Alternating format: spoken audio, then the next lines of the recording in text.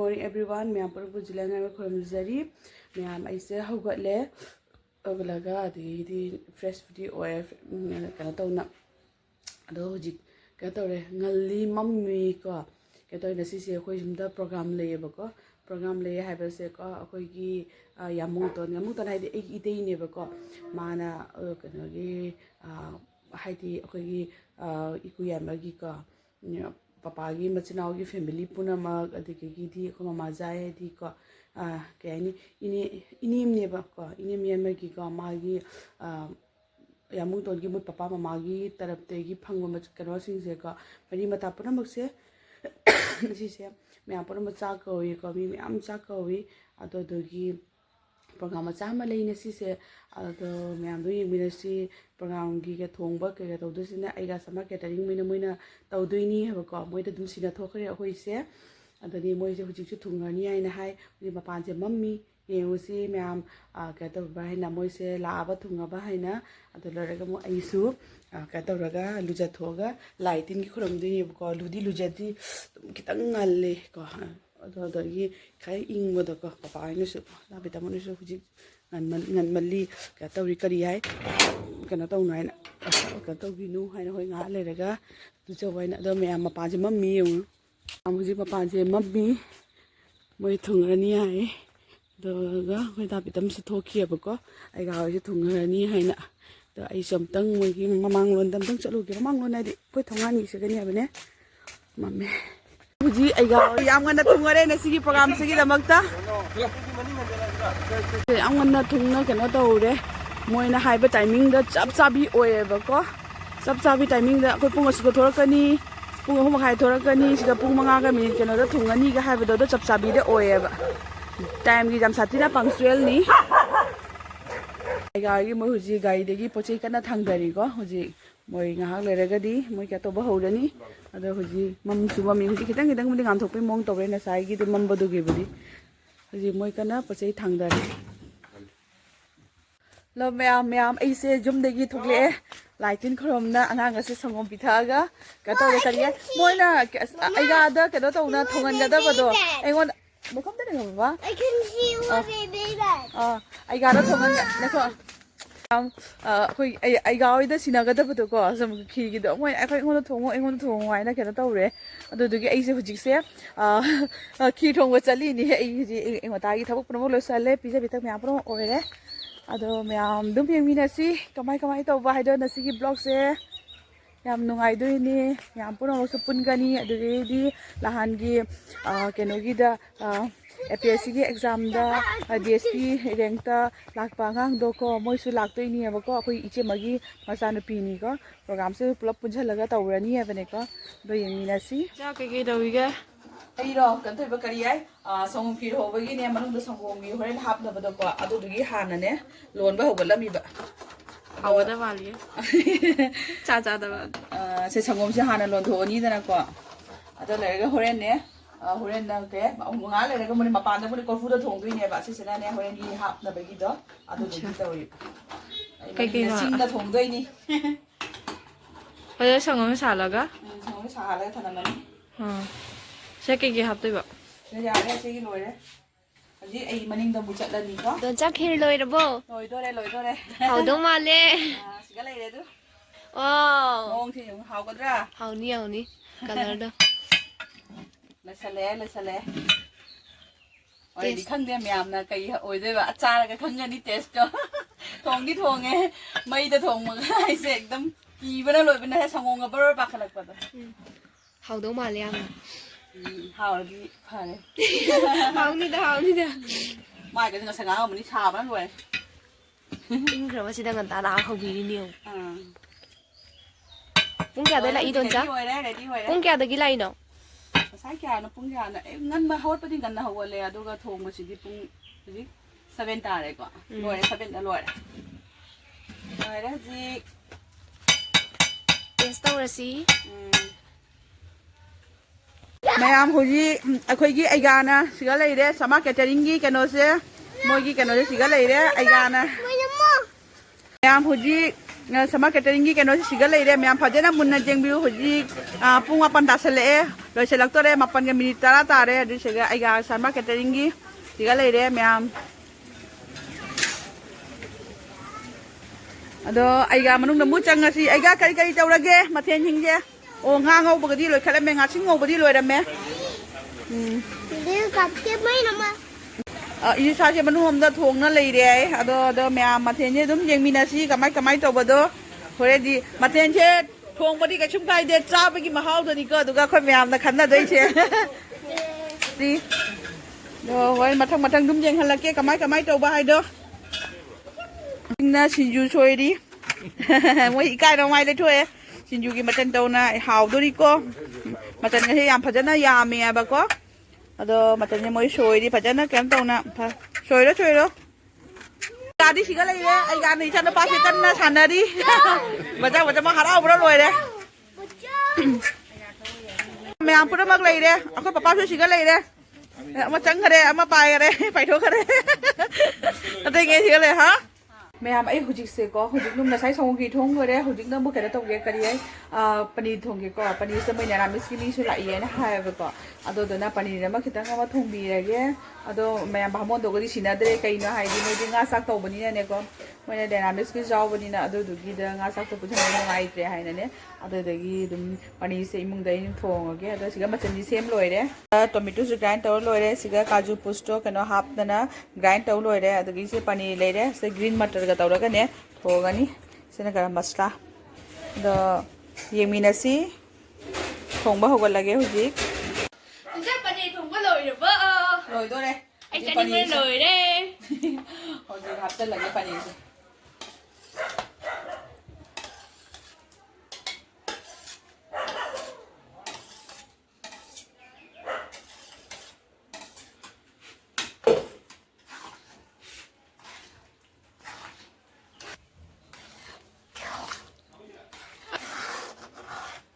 Hoji me ampuna muse khara thungnare akoi ichawai thungare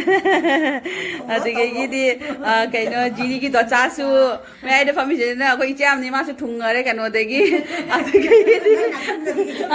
jungi nakan degi akoi chejai ni se na akoi gi ka ke ai ni pa me ang manung da mathon ta ni ko nupi se ka ningon mathon ta ni akoi gi baji gi masa nupi gi da ka baji gi kano da masa nupi ama tangta ni masu jiri da thajari ni ada side segi sena aku jajai macha nupi ni moi thungare hoji me amate su lagna gani to mathang dum share tawrake na aku cheton ani le re aku naubi manung da lot khare aku cheton ase su cheton ko ise na mata ni pura magse do me amate dum share tawrake songan su ata su mapan da su moi thong i do su loisala ban jenge amsigasu thongmose khara loisan la e ado khata na yum yang minasi hello ma'am ai se na sangi thong thak tawraga dugai di yum da loisan ba lak pani ba ko ma'am asigi ine phise oina ille ado ma'am ji se akoi se to ge ichana pa su ma phije hong do pi se hi ma'am Hai koi. ko chatoi ni Amerika chakini. is America chakani gai ado ma'am smai simple oina dum injhalle dum ma'am saksana bagini na ado ma'am hujik se mamang da mu chatlaga kamai tawi ai se du yemina si ka ma'am pana osu lakna thungnare na hai bane ko ado ma'am ai hujik thoge koi chiche chu la e icha ga chiche ga phami nei nu sidra je mama macha ni Nisi ada ini aku ice masuk sigal leire. Kamu nusi memori oina bi damak ta kapani. Manung da me ampro mak leire siga. Hai toro ne. Aku gi jamung ton gi macana ngata ni ko. Macana ngata ni. Yani me am siga leire aku jamung ton gi macana ni.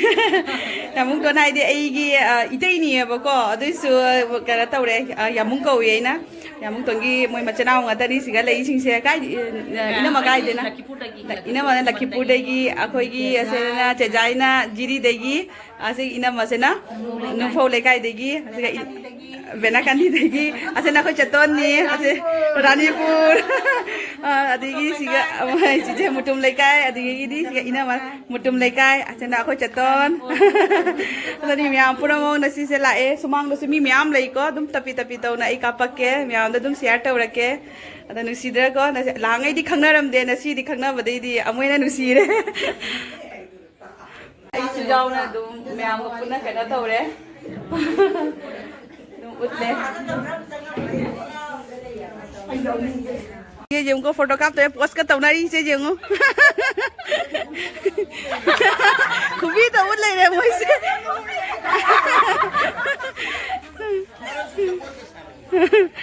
ꯑꯩꯈꯣꯏ papa ꯂꯩꯔꯦ ꯀꯣꯟꯖꯦꯜ ꯂꯩꯀꯥꯏꯒꯤ ꯃꯥꯝꯇꯣꯟ ꯂꯩꯔꯦ ꯑꯗꯒꯤ ꯎꯊꯥꯔꯕꯣꯟ ꯇꯥꯗꯣ ꯂꯩꯔꯦ ꯃꯌꯥꯝ ꯄꯨꯝꯅꯃꯛꯁꯤꯒ ꯐꯝꯃꯤ ꯍꯧꯖꯤꯛ ꯃꯌꯥꯝ ꯄꯨꯝꯅꯃꯛ ꯍꯧꯖꯤꯛ ꯆꯥꯕꯒꯤ ꯆꯪꯅꯔꯦ ꯍꯧꯖꯤꯛ ꯆꯥꯅꯕ ꯍꯧꯅꯔꯦ ꯑꯁꯤꯗꯤ ꯅꯦꯔꯥꯃꯤꯁ ꯀꯥꯡꯕꯨ ꯉꯥꯛꯇꯅꯤ ꯁꯤꯅ ꯍꯧꯖꯤꯛ ꯃꯌꯥꯝ ꯄꯨꯝꯅꯃꯛ ꯍꯧꯖꯤꯛ ꯆꯥꯅꯔꯦ ꯃꯌꯥꯝꯅ ꯁꯤꯒꯤ ꯃꯊꯦꯜꯁꯤꯡꯁꯦ ꯁꯤꯒ ꯂꯩꯖꯔꯦ ꯑꯁꯤꯒꯅ ꯉꯥꯁꯤꯡ ꯊꯣꯡꯕ ꯂꯩꯔꯦ ꯑꯗꯨꯗꯒꯤꯗꯤ ꯁꯤꯒꯅ ꯀꯩꯅꯣ ꯏꯂꯤꯁꯥ ꯁꯤꯗꯣ ꯂꯩꯔꯦ ꯑꯗꯨꯗꯒꯤꯗꯤ ꯃꯣꯇꯣꯔ ꯎꯇꯤ ꯊꯣꯡꯕ ꯈꯥꯃꯦꯟꯒ ꯕꯗꯥꯝꯒ ꯉꯧꯕ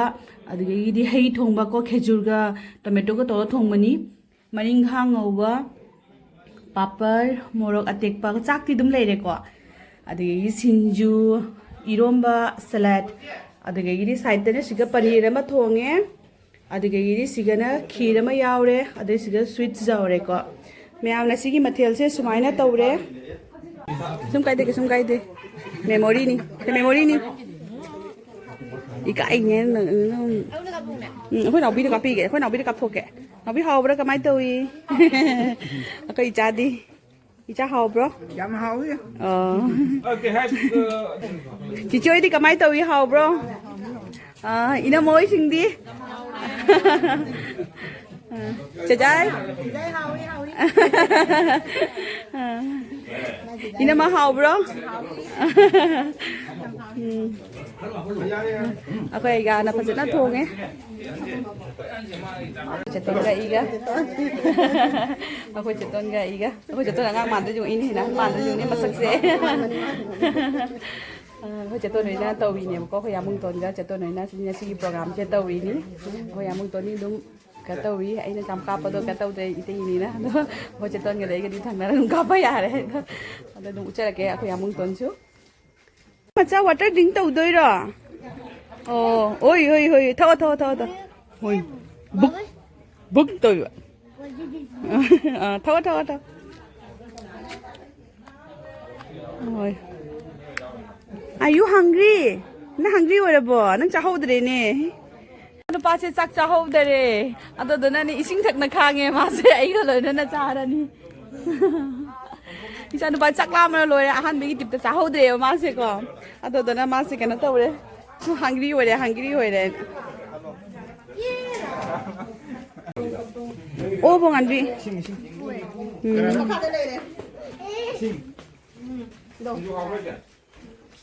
Chán rồi, hảo mình khi thế nào? Sẽ phải dẫn cái tàu này. Aku yang mung tuan hai do sikala ire. Aku yang mung tuan ni se jana, yang mung tuan na sili ni se program se. Thank you Ija. Na aina thoba pani se thagat pa se jam thati na harau re. Hayo. Juliana khir ho ya ko. Apai lai mi kya no? Mi taru lai mi pun na hau ya loi number 1. Thank you. Tàu y chang chang xe, ai gọi Sharma Catering na tàu bơ xe.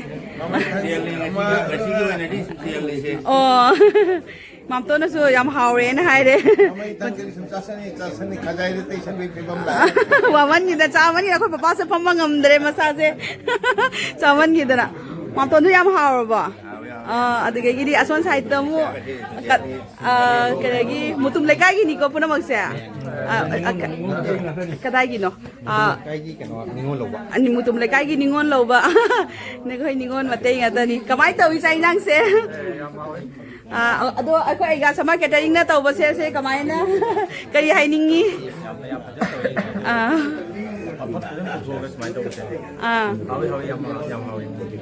Thank you. Kan hapiu. 야치 깜짝아 हापू के तक मग हम तक हापू मैं तो upload करूंगी उसको देख देख और दो या सिनेमा हो है निको सेकंड में हो थर्ड फोर्थ लास्ट सिनेमा लास्टโอ้ได้เดียวเดรหุสิก ว่าที่เดียวจะได้แมวหัวที่อคุยกี้มาตำโจได้จ้าไปกี้ไก่อันนี้จ้าเลยเนี่ยอคุยจ้าอะไรนี่ใบจูอันนี้แมวจ้าเลยเจ๊สาวก็ให้ได้เกี่ยวเขาวิเขาเจ๊เดี๋ยวเราโอเคให้พัมโมดูกับพัมมินเหรอ ไปกุมภาจ้าเลย ที่มานี่ก็ดีครับพวก 엄청지나. ไม่ได้เลย โอเคให้เบ้มไอ้เด็กอะไรกันเนี่ย कमेंट दोगे है जान दो हाँ से मन बही रोय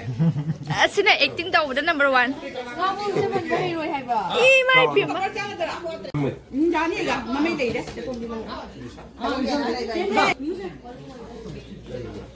셀래 हाँ 이거 잡히는 게 레부 보라 아카바 नहीं हम लोग कमाई दोगे चारी से super excellent दने लंगेยังจ่ายอยู่เอาเลย चारीไงได้ให้กันหนูचारीไงได้หังกันหนูนั่งที่เฮาบระอ่ะนั่งที่เฮาบระ मैं मणिपुर नुपी ना एकदम आसामी की मैं मिक्की सारी है हाई कनु भी चलो बैठा तो जाइए नहीं कहीं तम करी रो हां ये खंग दे है यार मजा है हाउ ब्रो मामा हाउ ब्रो 던자 हाउ ब्रो खातोन मतिन जोनी मथा तो लेपा नंग बुकिंग है जने अमा इनवा गाउनी को จ้างนั่งกันล่ามบางหินย่างอาเฮาว่าของบริษัทดีกะดีให้นี่ให้นี่ง่ายเลยเจ้เฮานะเฮาก็ เฮ้ยทำนั่งจ้า แมวหัวจีเชี่ยคุยจำบุ้งตัวน้อยกันน้อยเนี่ยกิฟต์ปีบกี้กันตัวเลยหัวจีคุยเจ้าไอ้ทหารกิฟต์จะตั้มไหมมาทั้งแมวปุ่นมันก็ตั้มไปกี้หัวจีกันตัววิน้องบินจ้ะกาปุจ้ะนี่กาปุมาทำนี่กาปุกิฟต์มาkapurกิฟต์ปีแค่น้องบิมิลัน저는 목장에다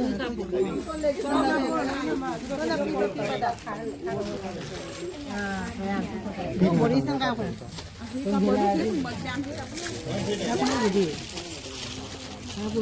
go ale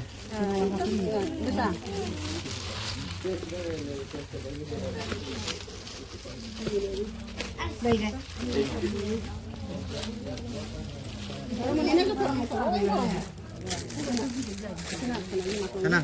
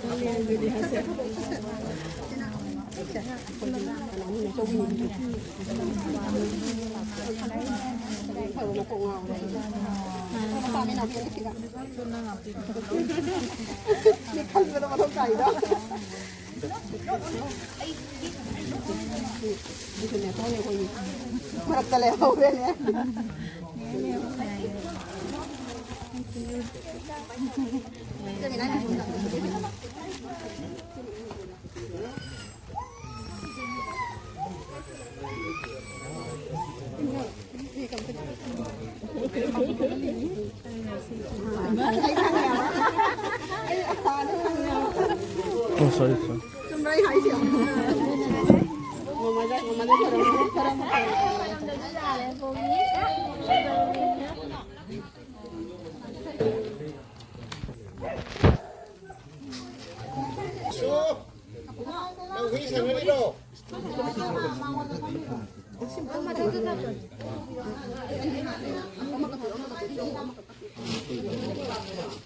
Yes,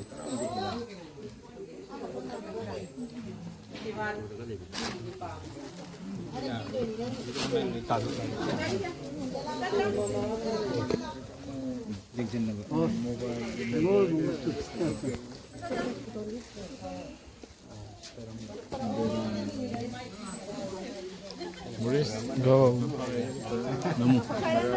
I plan them get no extra clear.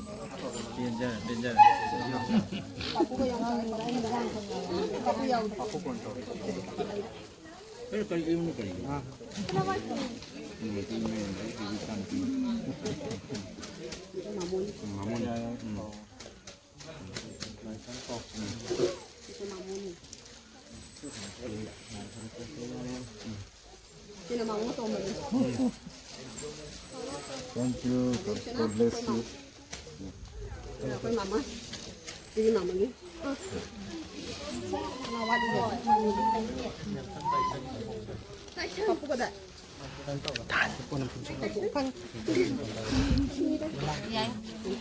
Thank you.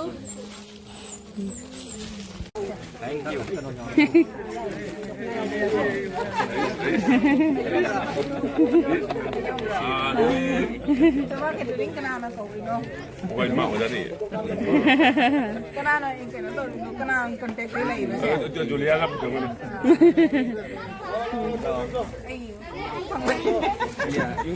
ꯉꯁꯤꯒꯤ ꯑꯩꯈꯣꯏꯒꯤ ꯌꯥꯝꯃꯨꯡ ꯆꯥꯒ ꯎꯆꯦꯇꯣꯟꯒꯅ ꯑꯩꯈꯣꯏꯒꯤ ꯃꯌꯥꯝ ꯄꯨꯝꯅꯃꯛ ꯒꯦꯠ ꯇꯨꯒꯦꯗꯔ ꯇꯧꯅ ꯀꯩꯅꯣ ꯇꯧꯕꯗꯣ ꯉꯁꯤꯒꯤ ꯆꯥꯛ ꯆꯥꯅꯕꯒꯤ ꯄ꯭ꯔꯣꯒ꯭ꯔꯥꯝꯁꯦ ꯃꯇꯥꯡꯁꯦ ꯁꯤꯜꯂꯒꯦ ꯃꯊꯪꯒꯤꯅ ꯐꯦꯃꯤꯂꯤ ꯏꯟꯇ꯭ꯔꯣꯗ꯭ꯌꯨꯁ ꯇꯧꯕꯒꯤꯅ ꯄꯥꯔꯠ 2ꯗ ꯑꯣꯏꯅ ꯍꯥꯞꯆꯔꯒꯦ ꯑꯁꯤ ꯍꯥꯏꯔꯒ ꯃꯌꯥꯝ ꯑꯩ ꯊꯝꯖꯔꯒꯦ